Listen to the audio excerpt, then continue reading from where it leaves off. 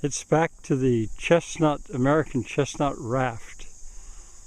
I have time now, but oh horror, look here, invaded by that bright yellow horrible color plastic,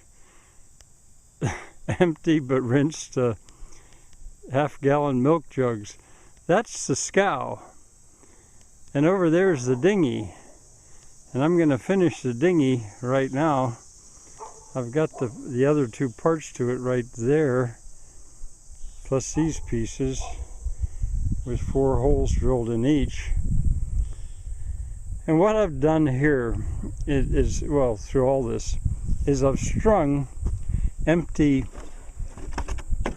but clean milk cartons with the caps on, sealed. I've strung them on pieces of wood, of which I have about 5,000. That's ground wire molding. And there's one float, I'll call it. There's another float. And there's 2 other floats floating in the pond. They survived a test. Could they hold up a piece of wood? And then up on the porch, my 2 grandsons and I put together the Scow. And I'm about to do another one. Well, there's the Scow. Here comes a cat. He's bound to help me. There's the Scow, and I retrieved those 2 other pieces, so I've got the 4 floats right here for the Dinghy, and everything's laid out. I just kind of have to piece it together. And then what I've been doing is using clothesline. This is a little heavier duty than necessary, but I've been using clothesline to hold it all together. Lighter plastic probably would have been better at this point, but this is what I had. And I had my 2 grandsons were helping me with this. One's 3 and one's 5. And you know, before they left, I wanted them to see it, which they did.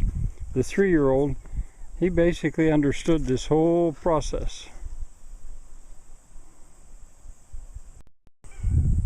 There, the 4 floats are stuck in the holes at the bottom, and I need to put this, I guess I'll call it a header, on top, and then use the clothesline to tie it together.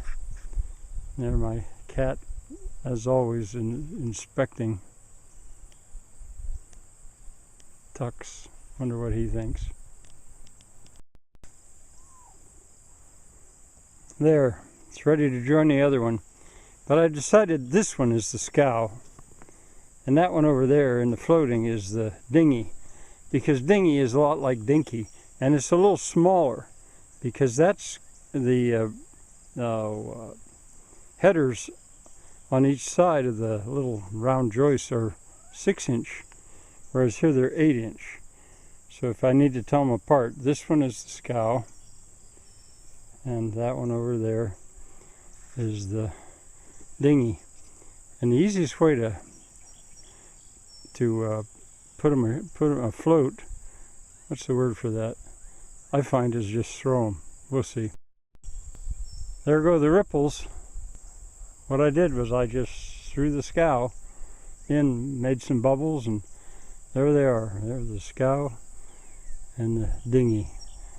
Now I better put a piece of clothesline on them so they don't just float away. I have to go swim after them. But if they're too close to shore, the pigs, they see those round caps and they think that looks like that might be tasty, and they'll take a bite out of them. So I'll deal with that now. Oh, and as far as the raft is concerned, I'm kind of waiting to see if I'm not waiting long, but to see if Chestnut is going to get waterlogged, in which case it won't float at all, but it'll sink. I have a plan for that, you know, which has to do with what you're looking at here. But I've come up with about half again, or maybe as much again, of chestnut wood to add to it. So that'll wait. But I wanted you to see this. Plus I want my grandsons to see it. There you have the Scow and the Dinghy sharing the load of a plank and tied to the Chestnut Raft. Here's some of all that material that I have, but there's again as much, well, more than that. I mean, I really have a lot of material, but all of this is to be added to it soon. Before the weather gets cold, it's more fun to be in the pond when it's in the 80s and in the 60s. Bye for now.